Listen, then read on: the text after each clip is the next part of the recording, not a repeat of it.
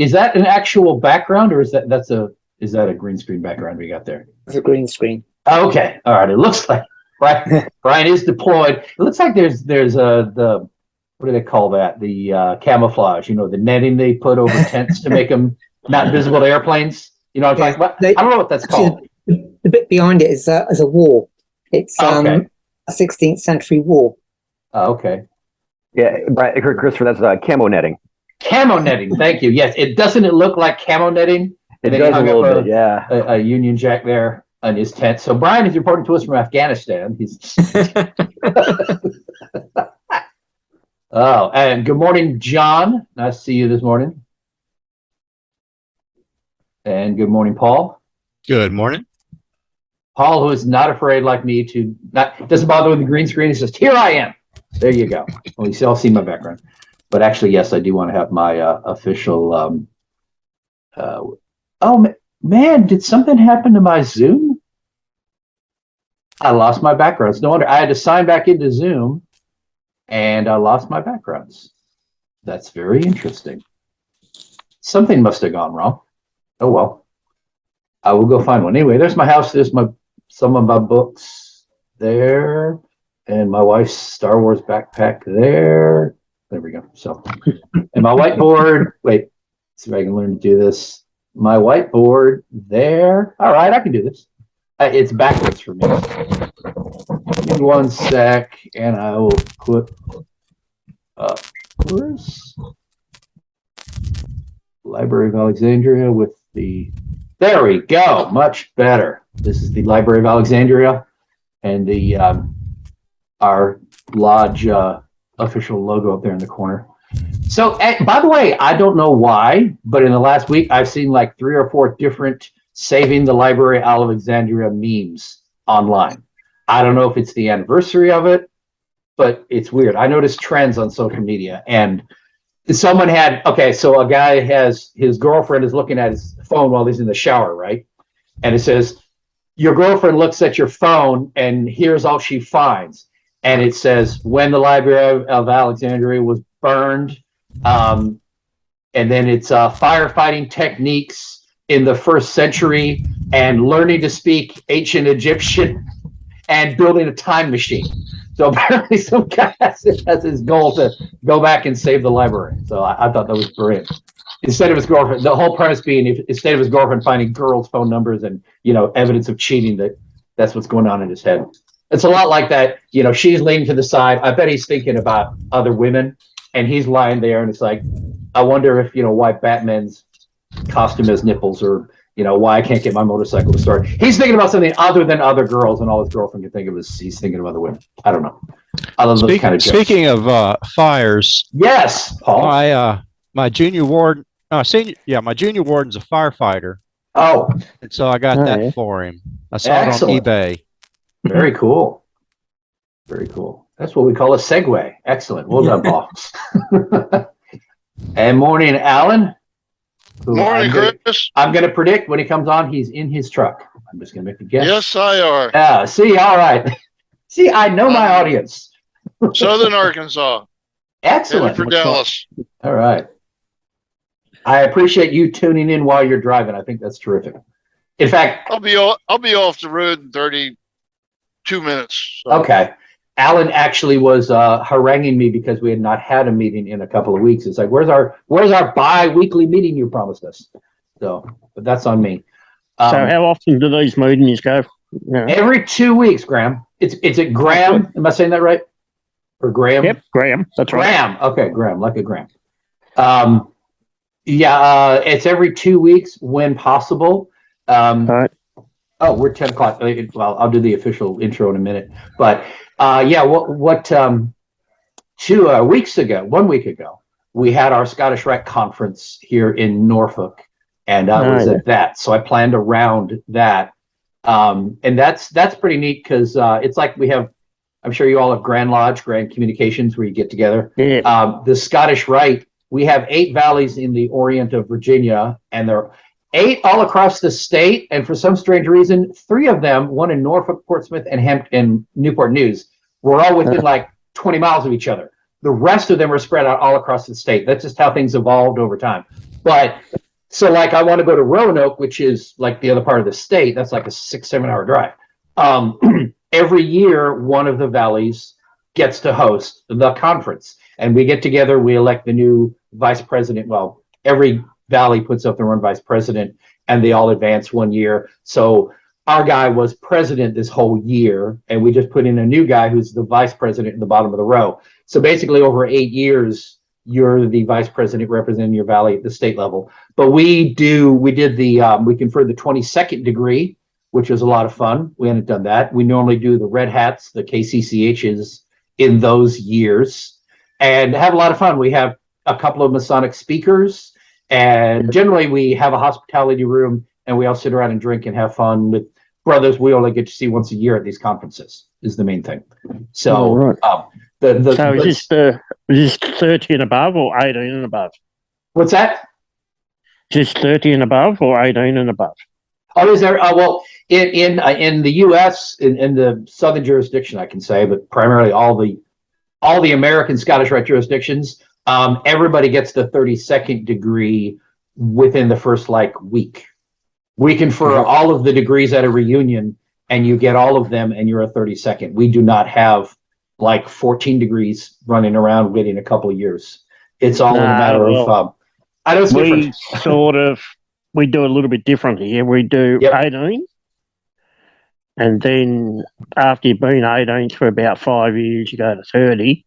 Yep. And then 30 to 32, 31 to 33 are by invitation. Yep. Yeah, I've heard that. Yeah, we're pretty much everybody gets to be a 32 within a matter of a weekend. Sometimes as little as a day. I don't like the 1 day. Okay. But the cool thing, the takeaway from this is not only we didn't get to have. I planned this meeting around that because I wasn't going to be able to host it. I was asked by two different vice presidents, one in Portsmouth in 3 years and one in Roanoke, which is now 7 years away. They both asked me to be the speaker. So I get a chance to give a talk to the whole Scottish Rite, which is 200 some people who come to these conferences. So that's kind of cool for me because I've been itching to get in and give a talk at one of these events. Because they talk about it's Scottish Rite focused, but it can be Masonic, but generally it's about the Scottish Rite degrees or something like that. So I'm stoked that someone was nice enough to ask me to come in. Oh, Brian's in the kitchen apparently. Actually, it's the scullery. The scullery, yes. Yeah, not kitchen. No, the scullery, which is where you prepare the food before you cook it. We're putting it into the kitchen to cook. Yeah. Okay. See, I started watching Downton Abbey about a month or so ago. My wife and I had run out of shows, and he's like, "Well, I wanted to watch this." Okay, well, we do that. We do a binge. We binged Bosch, which is a wonderful cop show in LA, and we got through 8 seasons of that. And then she says, "Well, I'm wanting to watch this." So it's funny because we're watching the first episode, and it's in 1915, 17, something like that. And one of the characters, of course, it's in England. It's people who live in this house, and one of them says, "Oh my, did you hear that nice Archduke was shot? I hope nothing comes of it." So World War I is coming soon. Whoa. And so it just cracks me up. And then, of course, by the end of the first season, war breaks out with Germany. But it cracked me up. The way they talked about, that'd be terrible. What a terrible thing to happen. We hope it doesn't affect us here. It's which I'm sure is the mindset. But interesting show. You can tell me if it's historically accurate or not. But it seemed to be everyone there is focused on the servants who work in this house. And, it was interesting. It's interesting. Unfortunately, somewhere along the line, if you like that, you'd like upstairs, downstairs as well. I've seen bits and pieces. Is that the one? No, that wasn't one. No, John Cleese was in Faulty Towers. I've heard 70s, I think. Yeah, I remember that. But I just bring it up because the World War I thing just kind of cracked me up. Something's coming. Anyway, so I'm waiting for anybody else to come in. All right, I'm going to go and do our official intro. Good morning, everyone, and welcome to Virginia Research Lodge's unstated meeting. Today's October 15th. I don't even know what month it is anymore. And I am behind on everything, it seems. Had to give my dog and my pig a bath this morning and clean the bathroom afterwards. So I got that done just in time to grab a shower and get dressed and get here and get on. So I'm not as prepared as I normally am. But fortunately, once we're up and running and I go through this little spiel, I can relax and just let the speaker do the most of the talking. So, so we hold these every 2 weeks or so. I think most everybody here is familiar, but I'll go through the spiel. I put in the chat our official links. The first is a link to our Facebook group for Virginia Research Lodge, which, by the way, meets in Highland Springs, Virginia, and I live here in Virginia Beach, about an hour or so away. The second is a link to our website where we host all of our research papers. The third is our YouTube channel, and I just finished uploading the paper from August to there, the one on the Trussa board, the one where I was a speaker. I just got that uploaded, so I'll be promoting that today. And then my email, if you want to get signed up for our weekly emails for our research papers. Brother Ade is here. So welcome everyone. I think everybody but Graham has been here before. You're all pretty regular. So Graham, how did you happen to hear about us? I'm friends with a guy called Cameron Adamson, I think. Oh yes, we know him. He's from Canada, and we don't hold it against through him. his link. Oh, you just cut off. Oh, sorry, Graham. Well, Graham will hopefully come back to us. And he's enjoying my Canada joke? What? Or just everything in general here? In general. Okay. Oh, good. Very good. Well, that's kind of the attitude I like to grow here. And Graham is back. And let's let him join us. And hello, Brother Ade. I saw you tuned in.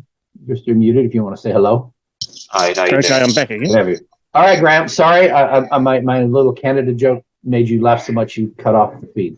Okay, so I'm friends with this Cameron Adamson, Yes. and Good fellow. through him I found this Virginia Lodge of Research, and I thought, oh, this might be very interesting. Let's go in. Well, we are glad to have you here. We do have a loyal crowd of about 10 to 15 who are here almost every time. Right. Oh, and John's joining us again. Okay. But I am trying to find ways to grow our attendance because in respect to our esteemed speakers, I like to give them more than 6 or 7 people to give a talk to. So, but hopefully, I don't know. I'm going to try and focus this year on increasing attendance because we have some excellent speakers and some excellent topics. And they're on YouTube after the fact, which I've pointed out, but I really would like to have a bigger group during the Zoom itself, just because we get better questions and such. And I think it's only fair to the speaker that you get a nice big crowd to talk to. So we had up to 60 before. And pardon me one sec.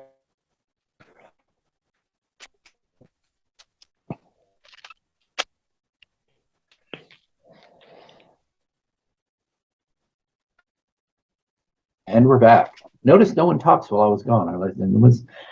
I should have given you a topic, like Linda Richmond. The Holy Roman Empire was neither holy nor Roman nor an empire. Discuss. Anyway, but dated SNL skits there, and Brother Graham has trouble staying with us. Can y'all hear that in the background? Because my son's playing the TV too loud. I yell him to turn it down. I don't know. This mic picks up everything. Welcome back, Graham. And you're on mute. I love the Blair Witch look, though. That's Sorry, I won't do that again. all right.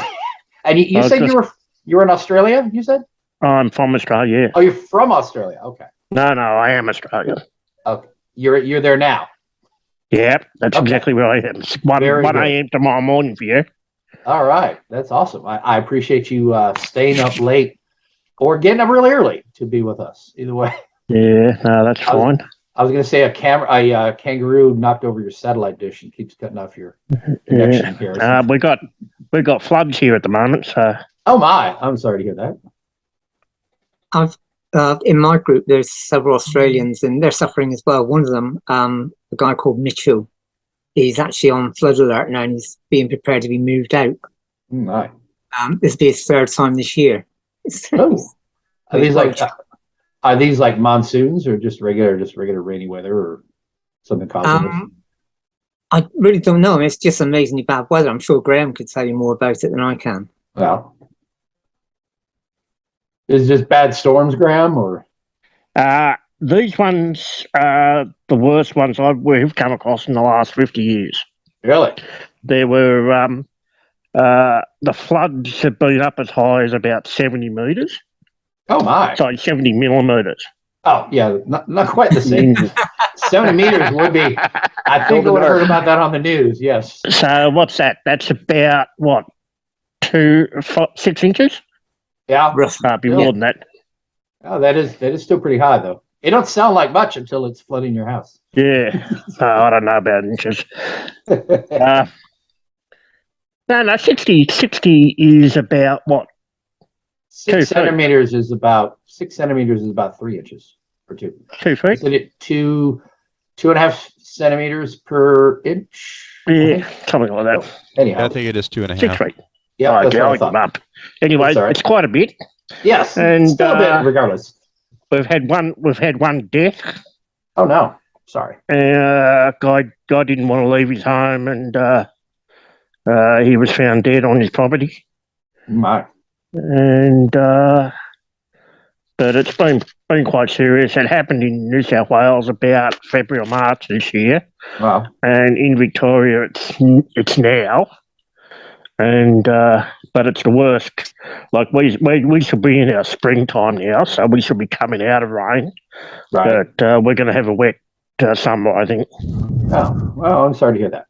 I do remember I was in Okinawa way back when, and they have typhoons. What we call hurricanes here, they call typhoons over there that originate out of the Pacific, and they do hit Japan on occasion. I don't know if the typhoons make it to Australia or not. I forget the patterns, but it's very similar to a hurricane. It's the same thing. They just call it a typhoon over there. A lot of rain. Monsoons are more Arizona. That's where I was thinking of. Anyhow, I appreciate everyone tuning in today. Brother Andy Vellenga from A.W. Smith Lodge Research, correct, is our speaker. And actually, Andy, I think was master just a year or so ago. He was on our Currently. You're the current master. I am the current master. You were somewhere in there. Okay. I couldn't recall. Andy was one of our participants in our the Research Lodge forum that I held back in March. That was written up. We wrote up an article for the Herald, which is our the Grand Lodge magazine that comes out 4 times a year. So it was really neat. I got to meet Andy and several other members of the other research lodges. There are 5 here in the state. And I had members of each one represented, and we had a great talk about the origins of our research lodges, and that was well received. So it was fun to not only write the article, but get a chance to get them all together for the Zoom meeting and interview them. And there was a good talk for everybody else, and then got an article out of it. So it was a lot of fun. So Andy, I'm going to go ahead and turn it over to you, let you do your introduction, since clearly I have no idea who you are, and you can just go ahead and tell us what you like about yourself, and then go and start your presentation when you're ready. So yeah, great.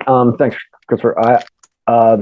So as was mentioned, I am the current master over at A.W. Smith Junior Lodge of Research, number 1949. That meets at the George Washington Masonic Memorial in Alexandria. I'm also the past master of Terrydale Columbia Lodge, number 42, which is located up in Arlington. To kind of give you kind of a background, what the paper I'm presenting today, and I'll go ahead and start sharing my screen here. Let me know when you can see the slide. Yep, you're good. Good. All right, thanks. So kind of the origin of this.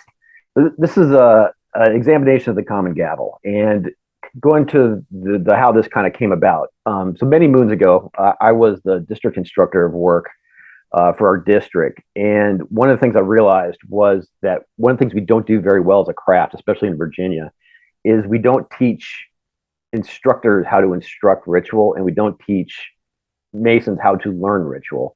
and it's just kind of, we're using hope as a course of action to kind of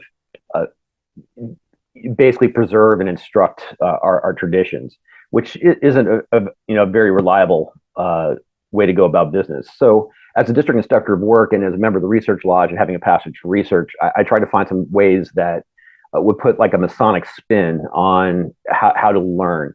At the time, I was active duty Marine Corps, and I was at language school. One of the things that struck me about language school was I was required to attend a course that did nothing but teach me how to learn a language before I could start learning the language. And I was pretty impressed with that. And I thought maybe that's something good that we could probably do on the masonry side. So I started doing some research, and I came across some pretty neat stuff, and that inspired me to do this research paper for the research lodge. So I know we have more than one jurisdiction present here. So this is a very Grand Lodge of Virginia based research. So one of the things I think I want to just kind of convey before starting off is how Virginia Masons describe the Common Gavel. So one of the working tools of the Entered Apprentice degree, that and the 24-inch gauge. The Common Gavel is an instrument used by operative masons to break off the corners of rough stones, the better to fit them for the builder's use. But we as free and accepted masons are taught to make use of it for more noble and glorious purposes. Excuse me, for the more noble and glorious purpose of divesting our hearts and consciences of all the vices and superfluities of life, thereby fitting our minds as living stones for that spiritual building, that house not made with hands, eternal in the heavens. But various jurisdictions may have various slightly different word changings, but in general, that seems to be the gist throughout everybody who recognizes the Common Gavel and 24-inch gauge as the working tools of an EA. So to start off, and this is kind of, please feel free to unmute and provide some input. So based off kind of what I said, and based on your experience and your thoughts about the Entered Apprentice working tools, specifically the Common Gavel, what do you think it's teaching you? What is the purpose of the Common Gavel? What is it supposed to convey? I think since it's in the Entered Apprentice degree, it's to get us started on the idea of we're that, along with the rough ashlar, the perfect ashlar, where a rough ashlar is basically a rock from the quarries. It's all rough and very not much more than vaguely square shaped, if at all. And a perfect ashlar is one that is smooth and nice, a nice solid cube that you see like a die or something. It's very nicely made and it's finished to go into the building. So we're living stones to be reshaped. All of these things come together, and it's saying this is the first tool you learn in masonry, and it's break off the parts of you that aren't working right and move you towards perfection, move you towards that perfect ashlar. So that's the whole goal. You take this and take the parts of you that are rude and licentious and greedy and selfish and boorish and whatever, and try and drive those away. Chip off those pieces of your character that are flawed, that are keeping you from being a better man, better mason. No, I think that's a good answer. So a very moral application to that. So this is, you are preparing yourself, to your heart and your conscience to advance in masonry, going from that rough ashlar, which is made ready by the hands of the Entered Apprentice, to be prepared by the working tools of the fellowcraft, et cetera, et cetera. So that is the general consensus, is that it's kind of a moral lesson it's trying to teach. So taking that into account, how does these working tools for the Entered Apprentice differ from the working tools for the fellowcraft and the Master Mason degrees, as far as what they teach? The working tools for the fellowcraft being the plumb, square, and level, and the working tool specifically for the Master Mason or the third degree is the trowel. Does anybody see a difference between those? If I had to guess, I haven't thought of it that way. If I had to guess, I would say these are directly for the individual. The gavel is improving yourself, and the 24-inch gauge is managing your time. So it's directly aimed at you individually, where the other ones are more for the group, or more, I don't know. That's my guess. I may be wrong. I haven't thought about the other ones. Yeah, so I think go ahead. So this is how I see it. If you coming from the background of engineering, I'm looking at the second degree tools as more quality measure, whilst the first degree ones are more of you're taking your measurements, you're actually doing the work. But second degree is you're actually checking that the work meets certain standards. So you have a level, you won't cut anything with the level, you won't break anything with the level. All you're doing is you're making sure that it meets in a certain standard. Same as if you're using the square or the plumb rule. Mommy? So Yeah, go ahead. So you come in, fresh, with all sorts of knobs and new excretions that needs to be removed. The gavel, the chisel, they all help do that. The 24-inch gauge guides you throughout that whole process.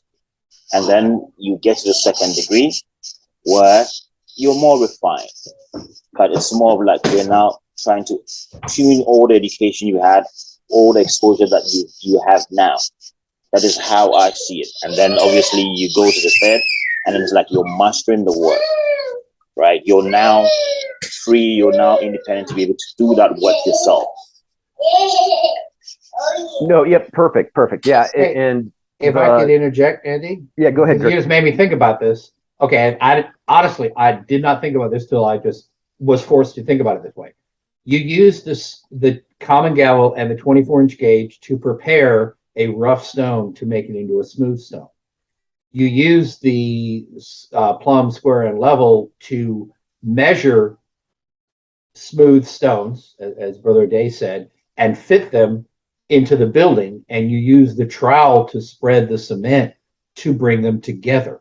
You can't spread the cement until you've got stones that are ready. You can't have stones to measure the stones to make them ready until you make the stones. And in the EA is where you're making the stones. So the first degree, we make the stones. The second degree, we prepare the stones and make sure they're straight. And the third degree is where we put them together using cement to firmly join them together. I had never thought about that before. That's awesome. And that is a fantastic way to look at it. And I am in 100% agreement. And this is one of those things that one of the reasons I think we use the value of using, symbolic emblems, most expressive, et cetera, is that a picture is worth 1,000 words. And, these things have multiple levels, multiple layers of meaning. And I think, what we talked about right now, as far as the preparation of the individual, I think that is one of the common themes behind this. And one of the things I want to do what I try to do with this paper is kind of add an additional layer to that interpretation. So one of the things, without getting into untiled or into tiled territory, the general theme behind the Entered Apprentice degree is essentially learn what you're told and keep your mouth shut. And that kind of the working tools for the Entered Apprentice degree compared to the other follow-on degrees is much more fundamental, teaching very basic things. So ground level work. And with that, I'll go ahead and move on to whoops, I got to select it first. There we go. Talk a little bit about the next slide. And I apologize. I try not to read verbatim from my script. However, when I jam like this, I tend to forget things. So I'm just going to kind of read through the paper and hopefully I hit the slides when I'm supposed to. So what I'm going to examine here is we're going to explore the allegory of the Common Gavel and present an alternative or maybe additional interpretation to the popular explanation for the use of this working tool. I'll examine the modern wording of the working tool, the origins of the allegory behind the Common Gavel description, and how it became part of Virginia ritual. And by doing so, I hope to demonstrate how the interpretation of Masonic symbols and emblems can change over time, and thus the importance of researching the history behind Masonic symbols, emblems, and working tools to preserve the landmarks of the craft. And as one of the working tools of the Entered Apprentice degree, the choice of words describing the gavel, when viewed solely as a moral lesson, stands out as unique when compared to other Masonic emblems. And we're talking about the morality here, so the divesting our hearts and consciences of vices and superfluities. As compared to moral lessons, such as the sword pointing to a naked heart, that's definitely a moral symbol. The Common Gavel teaches us to divest our hearts and consciences of vices and superfluities to prepare our minds for that spiritual building eternal in the heavens. Moral shortcomings in Masonry are most often described as an irregularity, intemperance, or a passion. The vices and superfluities referenced in the Common Gavel description are more representative of a waste of time rather than a moral offense. So vices and superfluities aren't necessarily, they're a waste of time. They're blocking you from doing something better. The reference to our mind, it has a direct academic or intellectual allusion rather than that of the heart, soul, or spirit, which would suggest a more moral characterization. So the Common Gavel reference to preparing our minds as living stones, that is relatively unique. That's not, that type of allusion isn't referred to very often in Masonic ritual.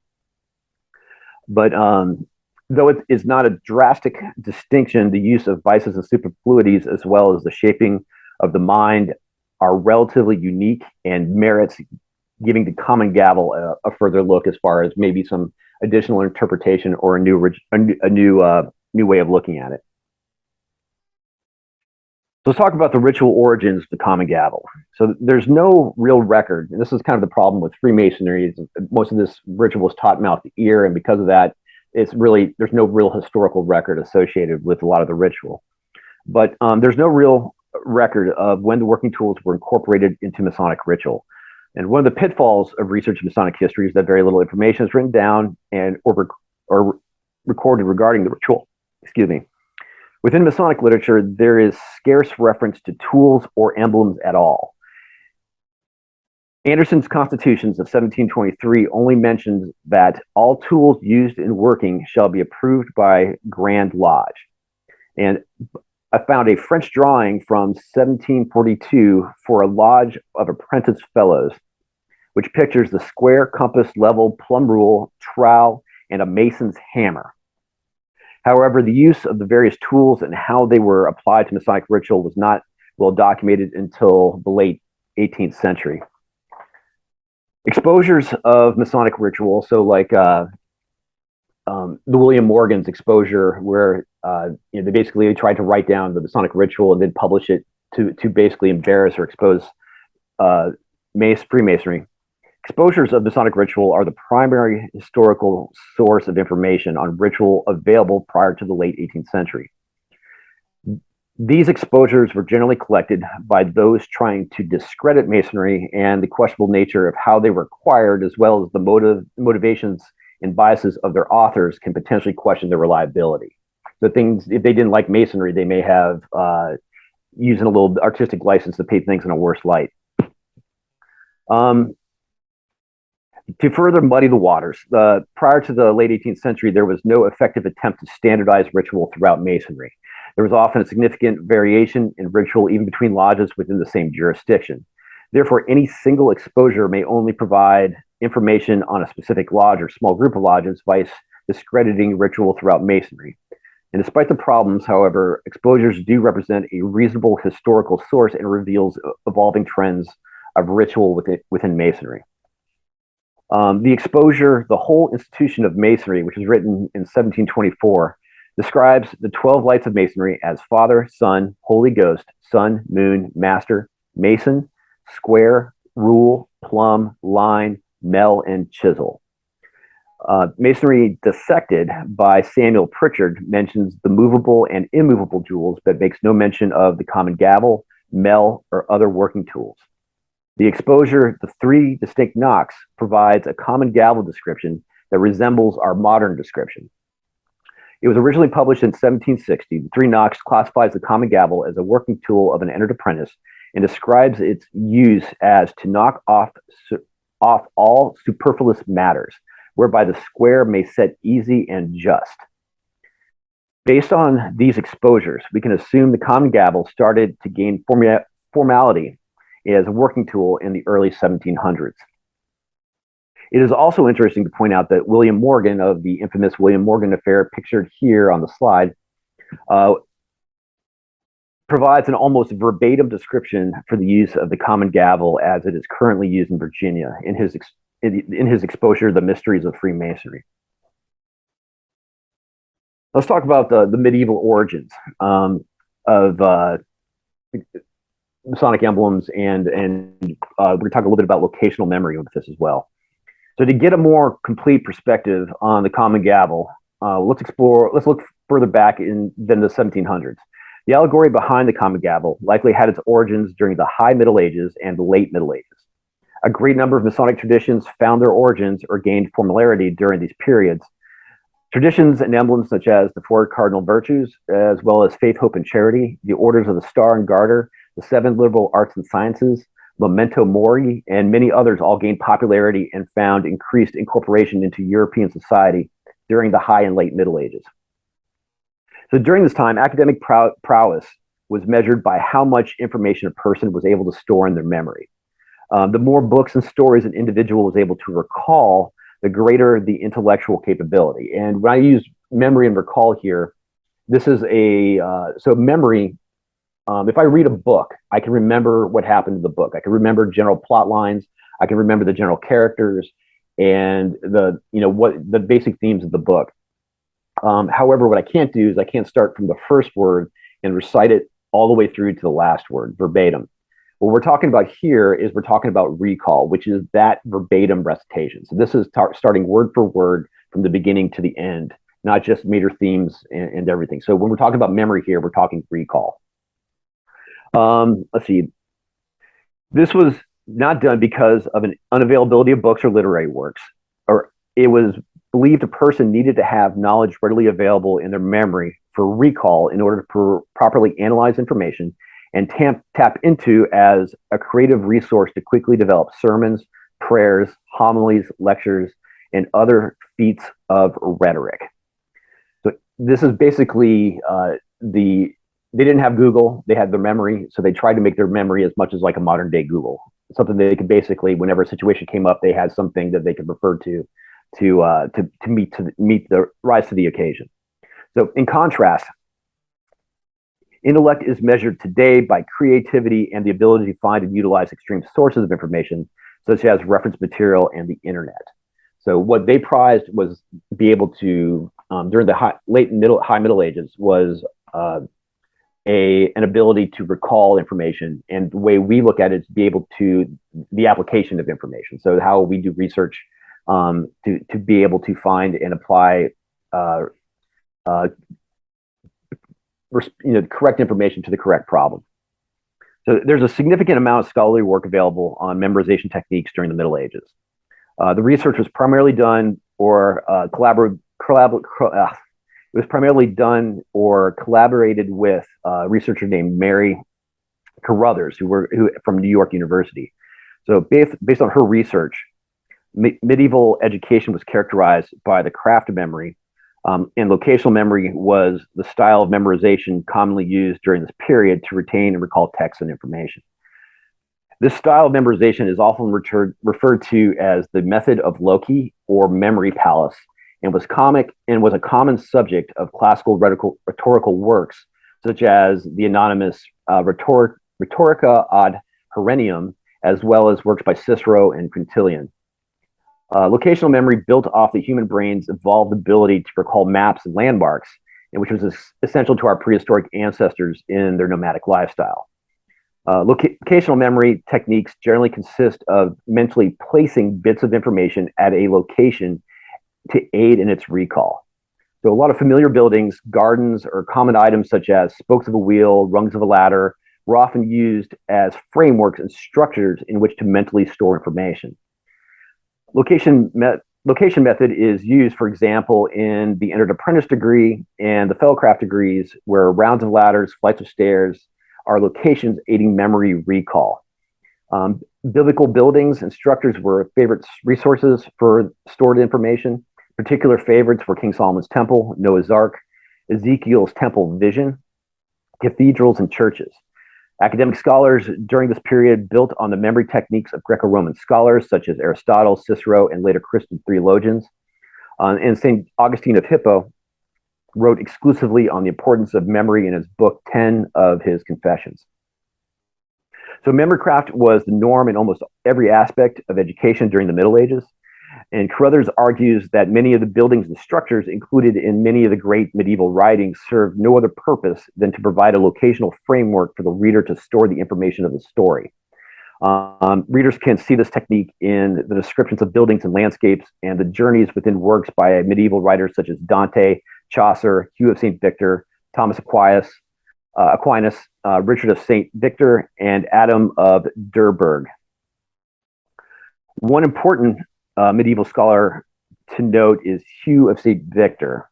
And before we get to that, before we get to Hugh, just to kind of demonstrate how this is applied to modern masonry too. Here you have an example on the left of 3 principal rounds of a ladder, Jacob's ladder, which are denominated faith, hope, and charity. And then you have the staircases for the fellowcraft degree, excuse me, which all have a specific meaning. And this is the way where information is applied to a specific location and for the express purposes of recall. And this incorporation into the Masonic ritual suggests that this type of memory technique is the way our ritual was intended to be learned.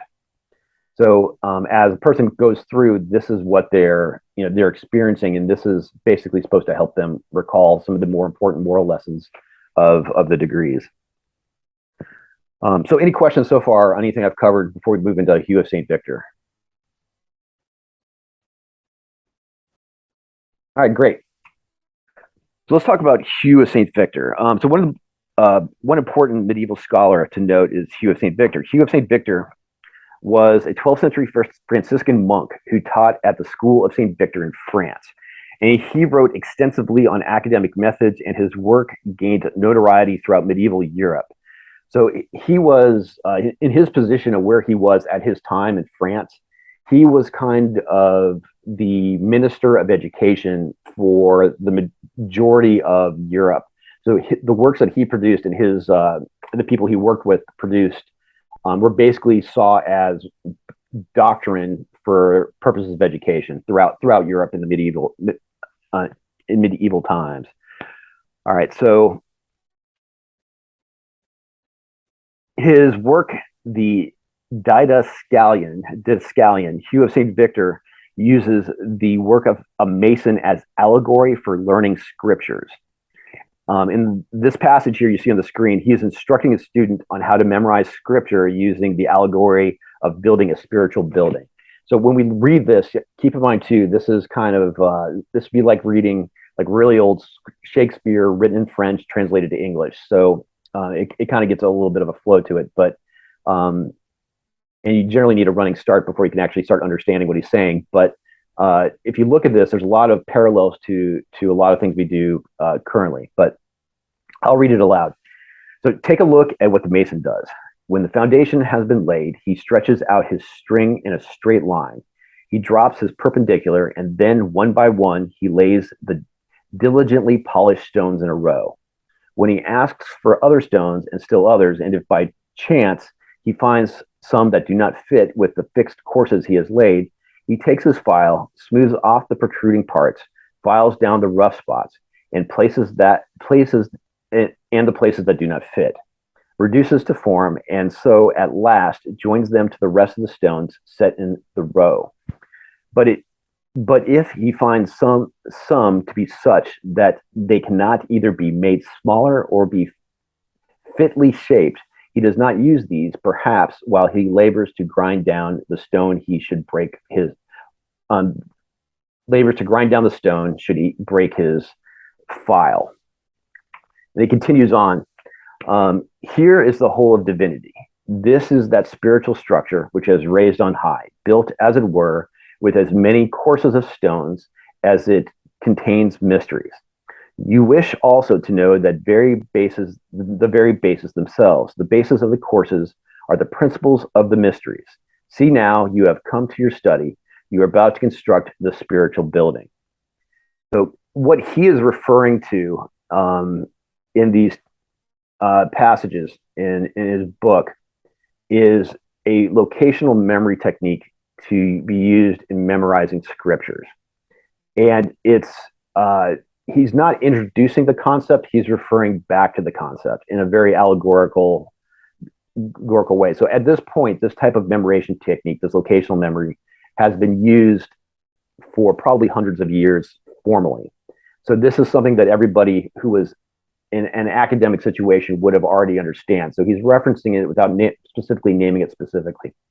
But you can see the parallels in what he's saying here to a lot of the current description of the Common Gavel.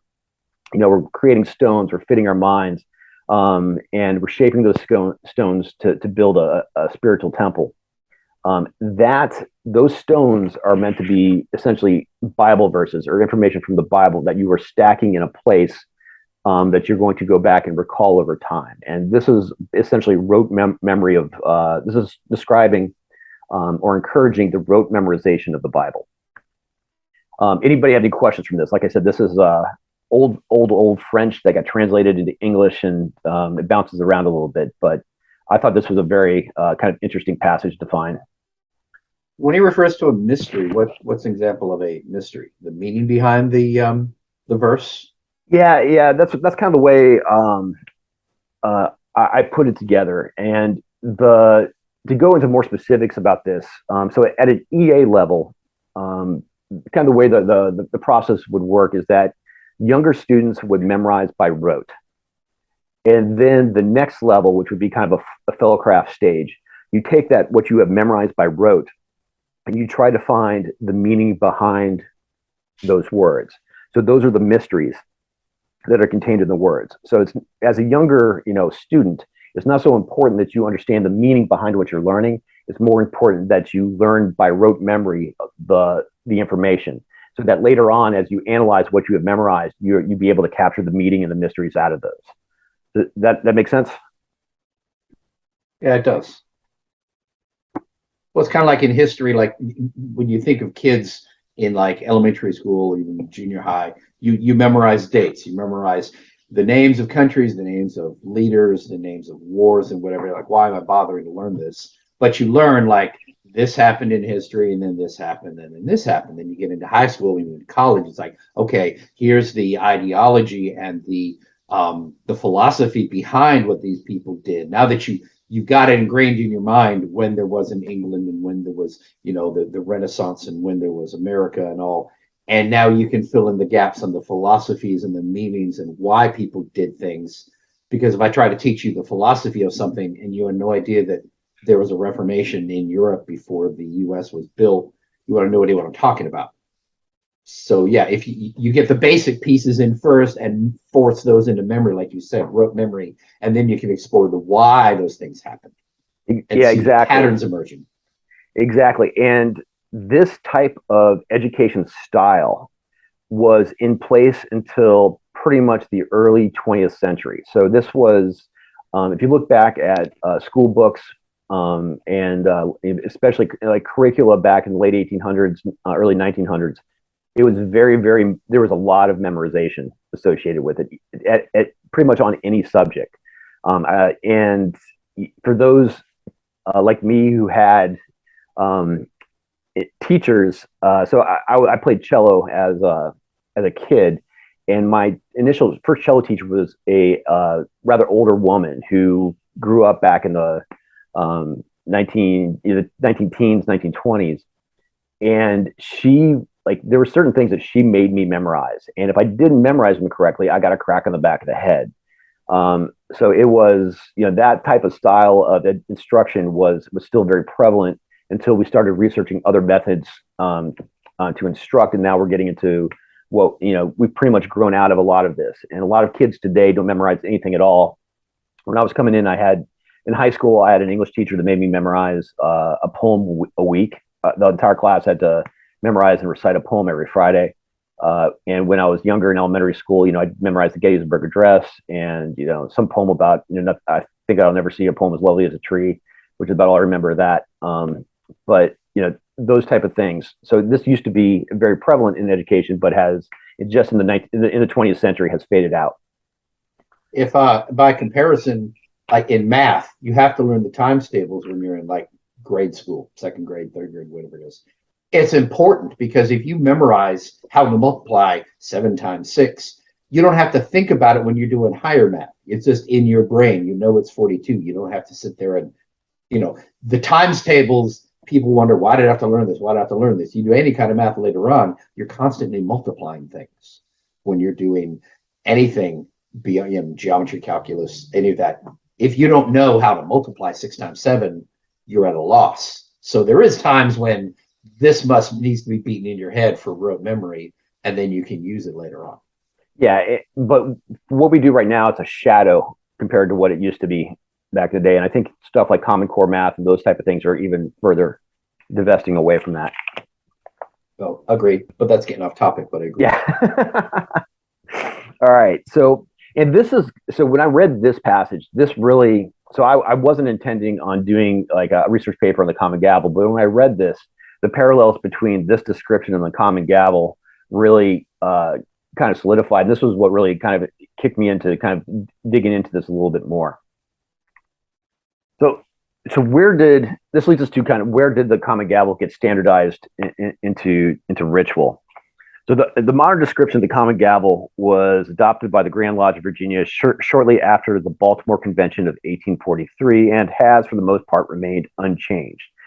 There are several variations on the wording from sources leading up to the Baltimore Convention, as well as variation in ritual bulletins following the convention.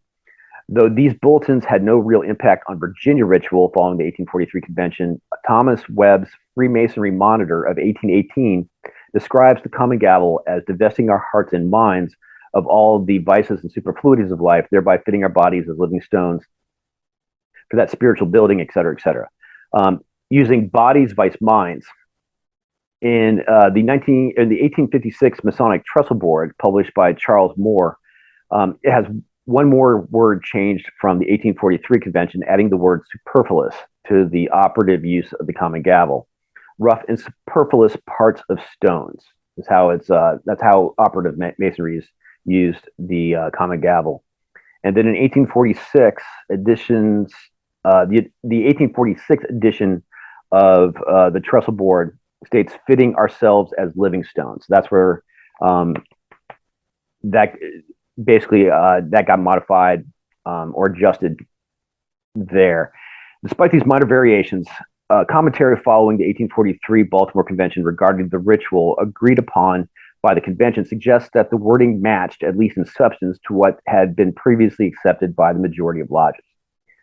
Charles Moore, who was part of the 1843 Baltimore Convention Ritual and Lecture Committee, wrote, "The work and lectures of the first three degrees, as adopted and authorized by the Baltimore Convention in 1843, were, with a few unimportant verbal exceptions, literally as they were originally compiled by Brother Thomas S. Webb about the close of the last century, and as they were subsequently taught by him during his lifetime. William Preston is probably the most responsible Mason in establishing the framework for modern Masonic ritual. And in his book, Illustration of Masonry, first published in 1772, it contains many aspects of ritual that a Virginia Mason will find familiar. Preston does not provide a description of any of the working tools. However, he does allude to the tools and implements of architecture. And in conclusion, this examination of the Common Gavel and its history in Masonic ritual provides an argument for a more extensive use of this working tool, adding to the layers of interpretation that already exist. Based on the style and the allegory defining its use, the Common Gavel likely found its origins as a symbol in Masonic ritual in the high or late Middle Ages. The allegory of shaping a mind as a living stone is similar to medieval references to memory crafts, specifically the use of architectural references to provide a basis for locational memory techniques. A medieval scholar presented with the modern description of the Common Gavel's use would likely recognize it as a reference to those memorization techniques and may even be able to recognize the school from which it was derived. Unfortunately, the several centuries between the Middle Ages and the work of Masonic ritualists such as William Preston and Thomas Webb provide very little information about the evolution of the Common Gavel in Masonic ritual and its use as a working tool. When reliable references regarding the use of the Common Gavel appear in the 18th, 19th century, variations in the wording may suggest that an association with the Common Gavel's medieval allegory was lost. However, looking at the Common Gavel's use as a reference to learning fits the theme of the Entered Apprentice degree, wherein the candidate is directed to receive instruction on which to build his moral and Masonic knowledge. And that concludes the paper. One of the things, I don't know if y'all are familiar with kind of that locational memory technique. But basically it's, you take an image and you place it in a location, and by placing it in a location, the hardwired kind of part of our brain that allows us to memorize places, it makes it easier for us to remember. So this is, basically finding that landmark, knowing where the good water is, knowing where the good food is, knowing where danger is, and having that stored, basically being able to recall that easily was, from an evolutionary perspective, very critical to our survival. So that is very, very, and if you could manipulate that to other forms of information, that's kind of the style of the memory craft they're talking about here. But I have an example of that if we have time for it. I know we're getting pretty close to 11 o'clock, but that I can go over. But that's that. Also, this image here that I have on the slide, this is not a Common Gavel. This is the chisel and mallet. And one of the things that kind of, after I did this paper a couple of years later, I'm a Royal Archmason as well, and I was practicing for a Mark Master degree. And the chisel and the mallet are the working tools of the Mark Master, which is the first degree in Royal Archmasonry. And the chisel, the description, not to get into tiled information, but the description of the chisel in the Mark Master degree is much, much more specific and unambiguous as a allegory to education and learning, and in the same kind of style that that possibly Hugh of St. Victor alluded to, that and the modern definition of the Common Gavel of the EA degree. But so I just threw that picture up there just to remind me to say that. But that concludes. Thank you, Andy. Questions. I had I'll open up for questions, but I made notes so I wouldn't forget.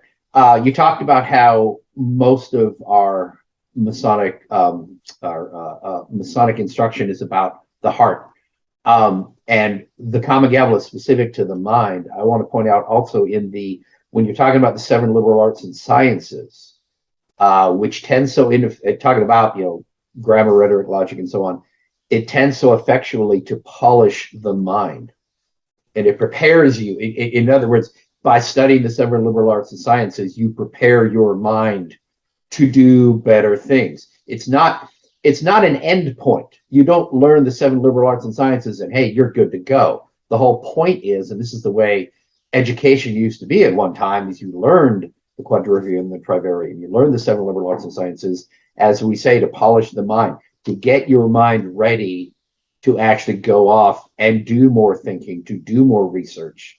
It trains you to actually think clearly, and how to think critically, and gives you that basis on which to do further study in whatever your field of endeavor is or whatever your private research is, and it lets you continue to be learning the rest of your life. It's not an end of things, as I see it. No, correct. Yeah, I think there's also a very, throughout Masonic ritual, there's a very big distinction between symbols that use, where the mind is referred to, and symbols where like the heart or the spirit or the soul is referred to. And as far as their application, the ones that have have the mind as part of the definition definitely seem to be much more of along those lines. This is an education and analytical, how to think type of symbolism, vice, something that's supposed to teach you a moral, right, how to be a good person. How to be a good person. I have one question about the working tools. You mentioned a MELL. Is that MELL? What is a MELL? It's like a hammer. Okay. Is there a difference between a MELL and a maul? Is there a difference between a maul and a hammer? Well, is there a difference between a maul and a MELL? Because we all know what a maul is. A setting maul. A setting maul, yes. Yes. That's what it is. Well, in Virginia ritual, we definitely have the setting maul. So the question is the Mel another way of spelling mall? Do you So- think, Andy, or Yeah, let me let me get my screen back up. I just took it down. I'm sorry. Did you Okay. finish the show? Yeah, so let me go back to Oh yeah. Sorry. Go ahead. find that it's actually in my paper. Okay. Find the source where that came from because it was pretty old, and a lot of those words were spelled as they were referred to. Okay. Yeah, the Father, Son, Holy Ghost, Sun, Moon, Master, Mason, Mason, Square, Rule, Plumb, Line, Mel, MELL, and Chisel, CHEISAL. Are those together? Well, that might be mallet and chisel then, or something like that. Could be. Okay. All right. I'll put a little SIQ by that, but yeah. Very good.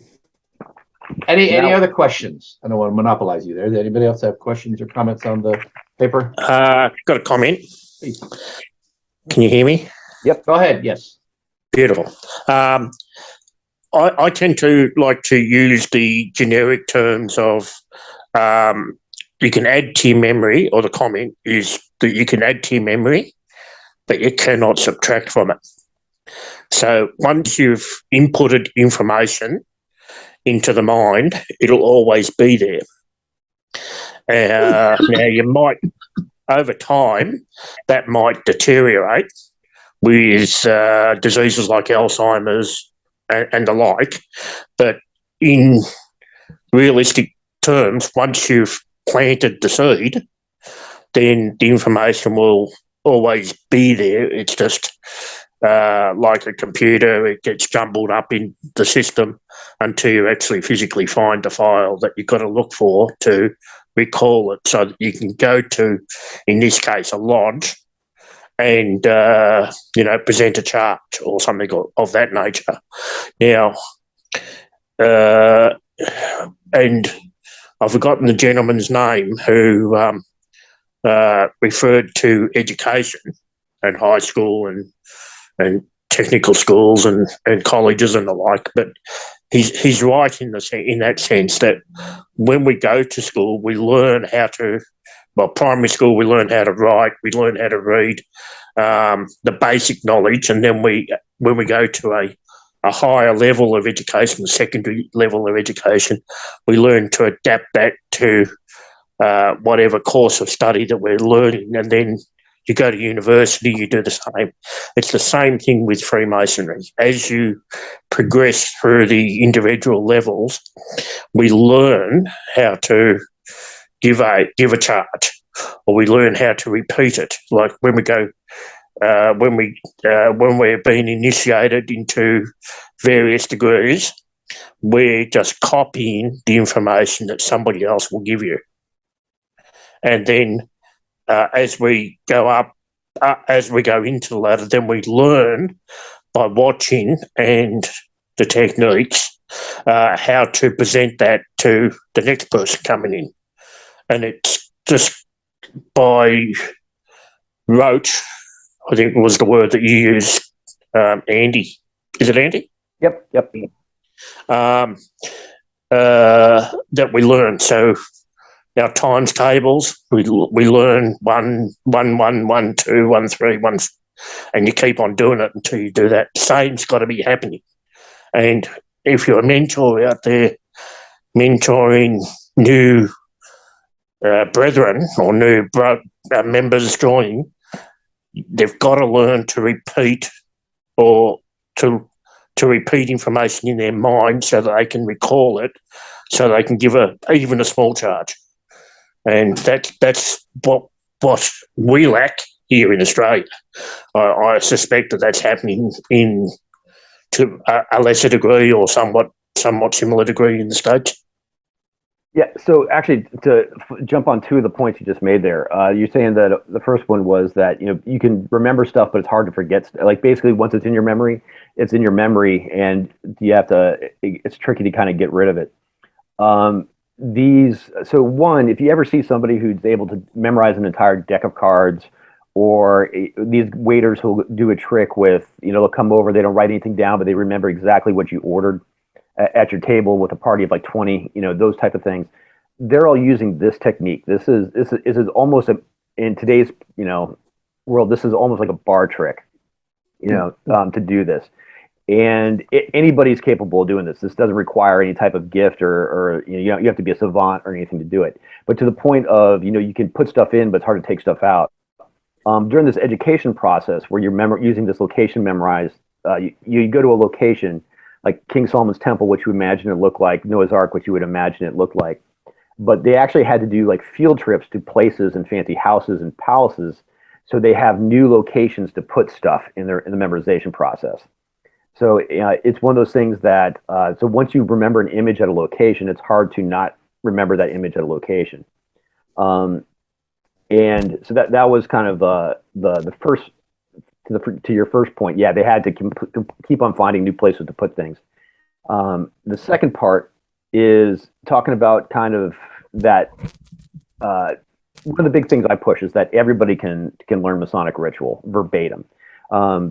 From memory. You don't, unless you've had some sort of casualty or disease that has caused significant brain damage, you can do this. And even when you've had that casualty or disease, the brain is a remarkable organ and it can recover so that you can still function like this. But if you look at the way from becoming an EA to going on through the line to your venture in Masonry, it's all set up to develop the mind. So memorization is a sport. And when you remember something, it physically makes changes in your brain.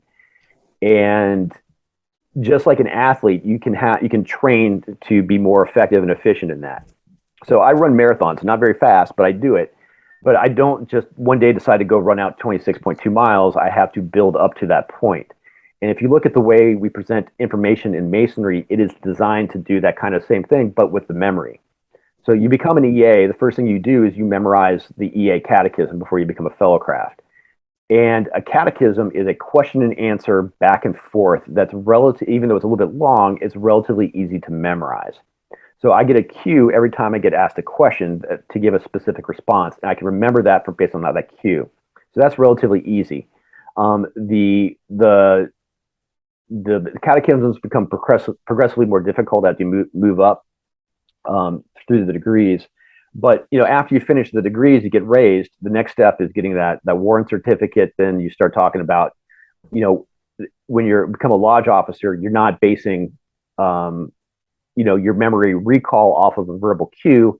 You're basing it off of some action that's happening in the lodge. So that's the next evolutionary step. And then you start memorizing lectures, which have no cue, yet they're just long spans of information that you have to basically self-guide yourself through. All of our stuff that we do, the way it's presented, is a journey. The EA degree is a journey through the lodge. The fellowcraft degree is a journey through to the middle chamber of King Solomon's Temple. The Master Mason's degree is basically the search for, not to get into title stuff, but everything we talk about is a journey. In other appended bodies, like the Principal Sojourner's lecture for the Royal Arch degree is the Principal Sojourner's lecture for the Royal Arch degree is a journey. And the purpose behind that is to allow the candidate to remember where he is. And by putting certain actions and certain lessons at certain places, it's easier to recall. Yep. No, that's how. I like to say that I have a mind like a steel trap. Nothing escapes. But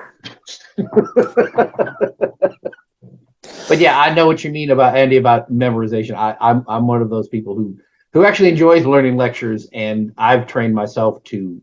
I'm a decent coach that I can teach people piece by piece, and if you break it down, because it's really hard to take a whole paragraph like that thing you had from Hugh.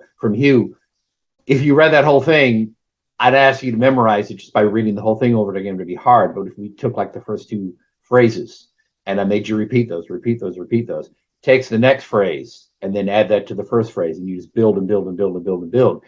Before long, you've memorized that whole paragraph, and you go back and go, wow, I learned that whole thing.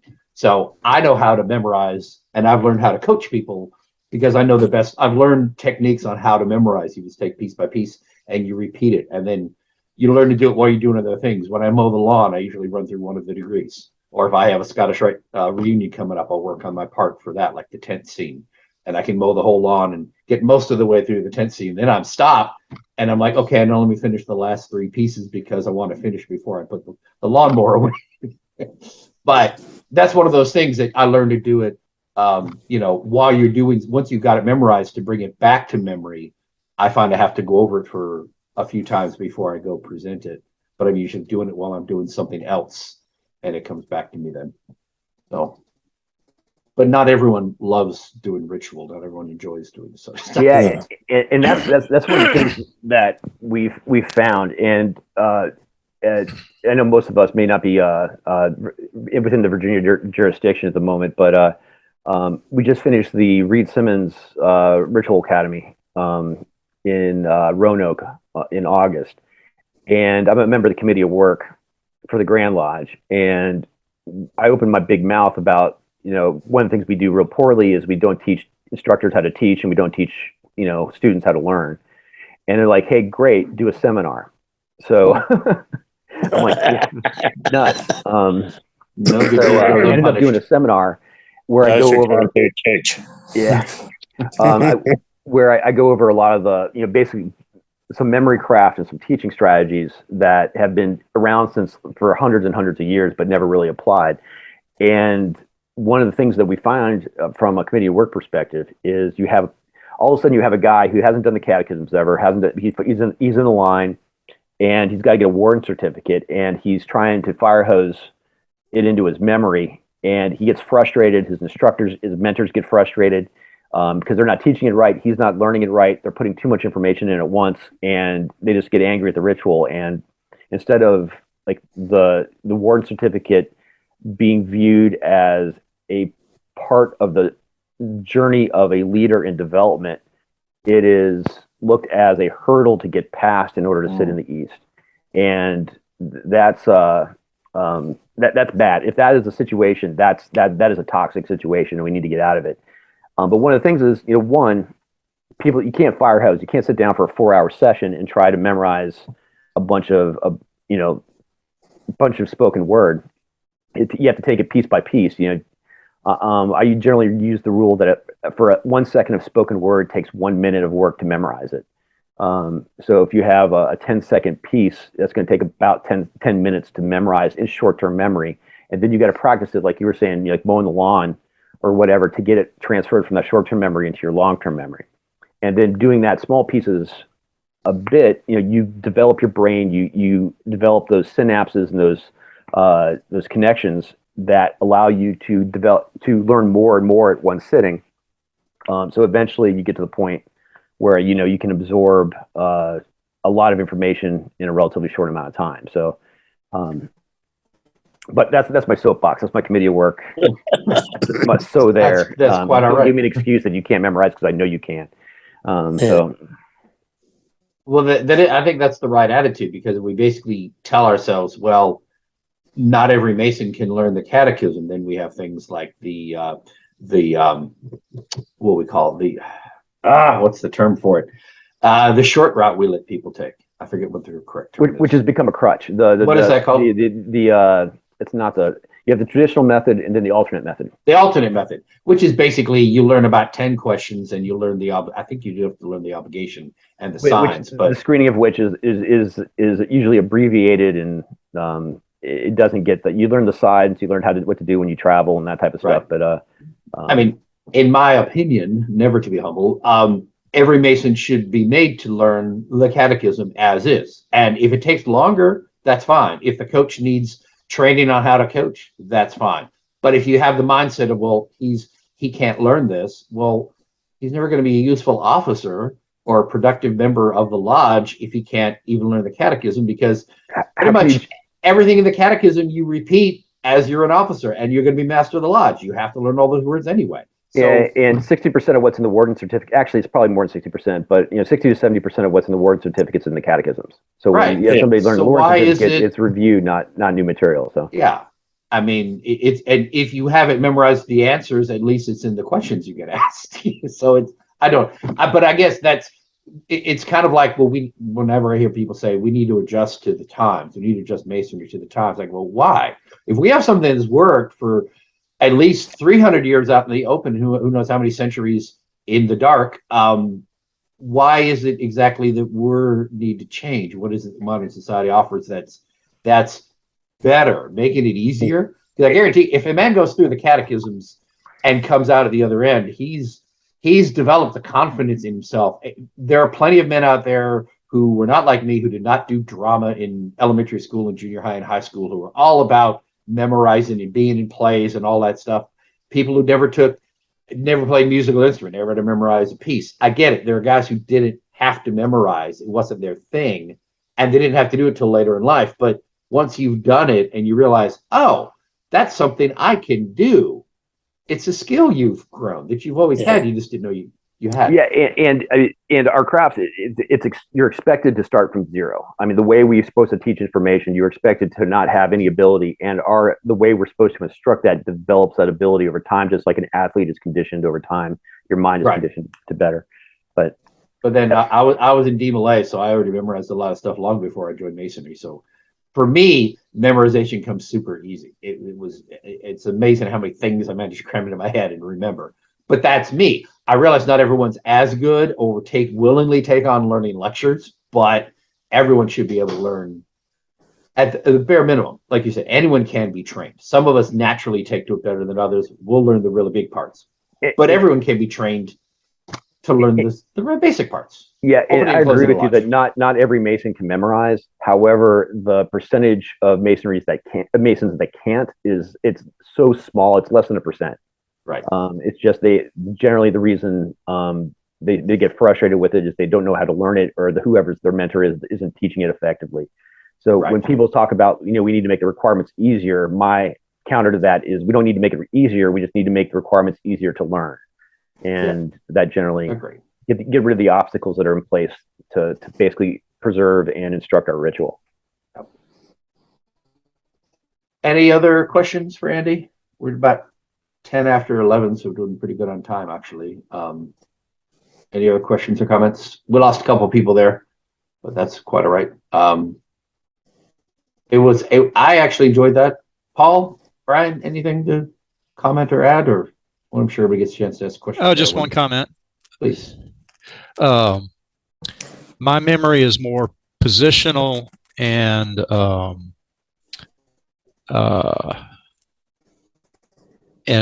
physical, as opposed to the memorizing words.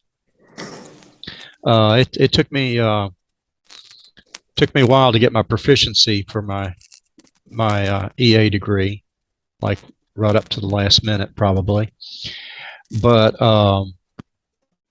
I find memorizing music, and when I was in high school and college, I was in a marching band and would memorize the music and where we were on the field and when we were turning is according to the music. So when it came to memorizing words, it's always been a challenge. But the Episcopal Prayer Book edition that's being used came out in 1979, and there's a lot of it I know by memory. So I figured if I could, over the several decades I've used that book, I've learned it because I've used it.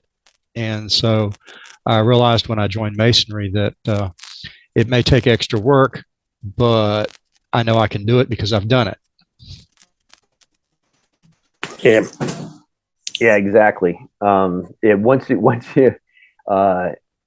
kind of, I don't know, there's a Harry Potter reference in here, but I'm not going to go into, I'm not too sure if they all are that demographic or not, but yeah, once you do it, all of a sudden you realize that you're capable, and everything becomes, you get a little bit more confident, you get moving forward, and everything becomes easier at that point. But actually, if we got 3 minutes, Christopher, I can do a quick demonstration on how I teach the role of the craft. Oh, certainly. And we don't actually have to go through it, but this seminar I did for the Reed Simmons Academy, part of it was to demonstrate this technique. I taught everybody who attended the seminar the role of the craft, and but I'll just kind of show you the technique I used. You don't have to go too much in detail about it. But let me just, if I can, I'll just share my screen again real quick. All right. Which I Maybe I can. Should be able to. Yeah, I got to find the right file. Hold on a second. Okay. While you're getting set on that, let me go ahead and do my standard closing spiel, and we'll close with your stuff there. Okay. I want to thank everyone for attending. Please, if you're watching this on Zoom, please like and subscribe. And do not have our next speaker lined up right now. I try to have them at least one meeting in advance, but we plan to meet on the 29th of October. That's Halloween weekend, but it's going to be on Saturday in 2 weeks' time. So I will be announcing that in the Research Lodge Facebook group for you. But we will have another speaker in October at the end of October. But yes, please like and subscribe if you're watching us on YouTube. We like adding more people to our subscription base. Go ahead, Brother Andy. All right. So the basis of this is essentially you're trying to place an image with a location, and then use that as a recall to what you're supposed to remember. And so the 12 tribes of Israel are relatively, they're nice. I don't have to be in a tiled situation to teach 12 tribes of Israel. The way I start this off is I'm going to give you a tour of my living room. We're going to start with my couch. And on the far left cushion of the couch, as you see it right there, I want you to picture a Reuben sandwich. And it's steamy, it's gooey, it's juicy, all that other stuff. And I want you to take that Reuben sandwich and I want you to imagine it being placed. I want you to physically imagine placing it on that first cushion. On the middle cushion, I want you to think of, I don't know if you all played this game as a kid, the Simon Says game. It's got flashing lights, it's dancing around, making noise. I want you to take that Simon Says game and I want you to put it on the middle cushion right there. And then on the third cushion, I want you to imagine a pair of Levi jeans. And you could have, these things could be animated. They could be walking around like some, bed knobs and broomsticks nightmare. But you have an animated vision of some jeans, and they're going to go over and they're going to sit on that third cushion. So if you close your eyes now and you imagine what's in there, you see a Reuben sandwich, you see a Simon Says game, you say a pair of Levi jeans. So you have Reuben, Simeon, Levi, and you have that location. All right. Then I'll take them to my fireplace, and then the next tribe is Judah. So I imagine the Star of David. That reminds me of Judah. I can put that on my hearth right there in the corner. The next one is Dan, and my image of Dan is a Dan Aykroyd, and I'm going to put him actually inside the fireplace because that's weird and it's easier to remember weird stuff. So you got Judah and Dan, and then the next one is Naphtali. So I'm like, how can I remember Naphtali? What kind of visual image of it? So I've memorized a couple lectures, and for whatever reason, I always remember, Hiram Biff is of the tribe Naphtali, and that helps me remember. But that's me. It's not gonna help everybody. So the image I use is I got Muhammad Ali over there in the corner, and Muhammad Ali is eating a big fat sandwich. He's got junk all over his face. So I'm gonna give a napkin to Ali. Naf to Ali. It works. All right. Then I have my kitchen table.